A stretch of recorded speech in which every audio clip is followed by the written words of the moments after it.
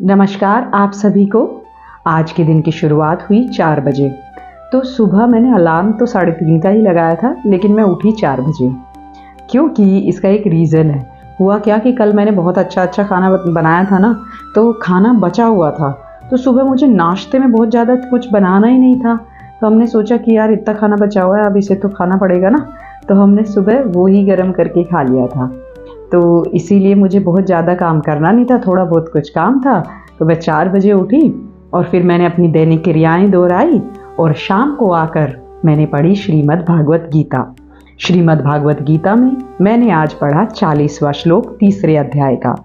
और यहाँ पर हम देख रहे थे कि 37वें, 38वें, 39वें श्लोक में भगवान कह रहे थे कि हमारा जो सबसे बड़ा शत्रु है वो है कामना। चाहे हम विवेकशील हों, चाहे हम अज्ञानी जन हों, लेकिन सभी के लिए कामना एक वैरी के समान है, एक शत्रु के समान है।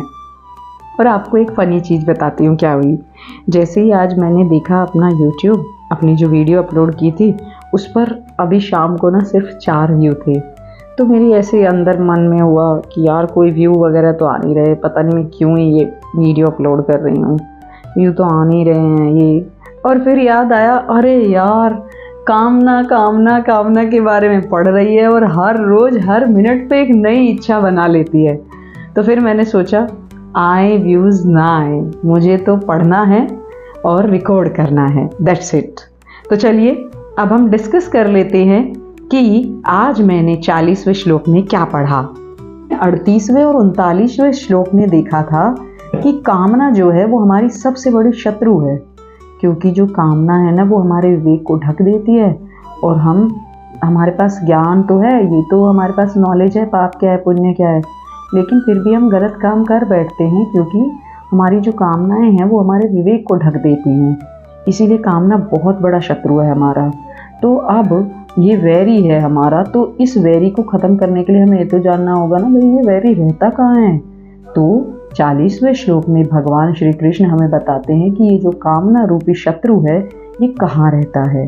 तो यहाँ पर भगवान कह रहे हैं कि इंद्रियां, मन, बुद्धि ये कामना के वास स्थान कहे गए हैं। यानी कामना इंद्रियों में, मन में, बुद्धि में यहाँ पर रहती है। और यह कामना इन इंद्रियों, मन, बुद्धि के द्वारा ज्ञान को ढक देती है और जो हमारे जैसे देहाभिमानी मनुष्य है उसे अपनी तरफ मोहित कर लेती है। श्लोक में भगवान ने कामना के 5 निवास स्थान बताए हैं। वो है मन, इंद्रियां, बुद्धि, पदार्थ और माना हुआ अहम यानी मैंपन। मैं करती हूँ, मैं पढ़ाती हूँ, मैं ये जो है ना हमारा जो शरीर का संबंध हमने संसार से माना हुआ है, इसी मैंपन में कामना का निवास रहता है। जितनी भी हमारी संसार में क्रियाएं होती हैं वो शरीर, इंद्रियां, मन और बुद्धि इन चारों के द्वारा होती हैं, क्योंकि ये चारों के चार जो हैं ये कर्म करने के साधन हैं।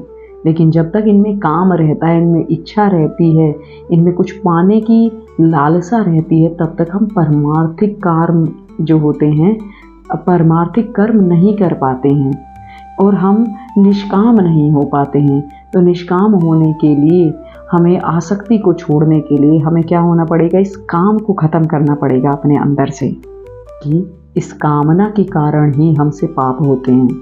फिर पाप का हमें फल मिलता है, हम वो फल भुगतते हैं। लेकिन अभी भी जब हमें पता भी है कि कामना के कारण पाप होता है, हमारी कामना तो अंत नहीं हुआ है ना उसका, कॉन्टिन्यूसली कुछ ना कुछ पाप बन ही जाता है। फिर इस पाप का हमें आगे फल मिलेगा।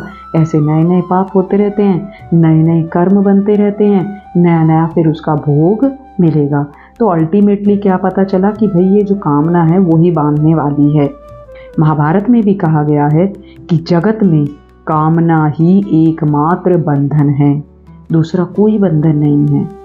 जो कामना के बंधन से छूट जाता है वह ब्रह्म भाव प्राप्त करने में समर्थ हो जाता है। यहाँ पर जो कामना है वो किसका पतन कर पाएगी, हमारे जैसे लोगों का, जिन्होंने अपना संबंध संसार से माना हुआ है। हमारे अंदर मैंपन है, हमें ऐसा लगता है ना ये काम मैं करती हूँ, ये मैं करती हूँ। तो कामना के कारण क्या हो जाता है, कामना हमारे ज्ञान को ढक लेती है और हमारे बंधन का कारण बन जाती है।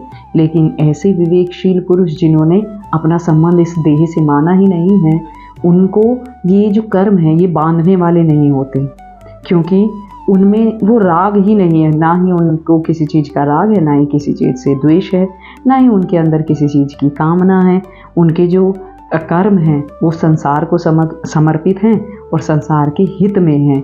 इसीलिए ये जो कामना है उन विवेकशील पुरुषों को नहीं बांध पाती है। लेकिन हम तो कामना में बंधे हुए हैं ना, तब से हम पढ़ रहे हैं भाई कामना का ये नुकसान है, कामना वैरी है, कामना शत्रु है। पर इस कामना को मिटाएं कैसे? हर बार कोशिश तो करते हैं, देखो जरा जरा सी बातों में इच्छाएं उत्पन्न हो जाती हैं, है ना? तो फिर हम इसको मिटाएं कैसे? तो आगे के आने वाले 3 श्लोकों में भगवान हमें बताएंगे कि हम इस कामना को अपने अंदर से कैसे मिटा सकते हैं। पर आज के लिए बस इतना ही। धन्यवाद।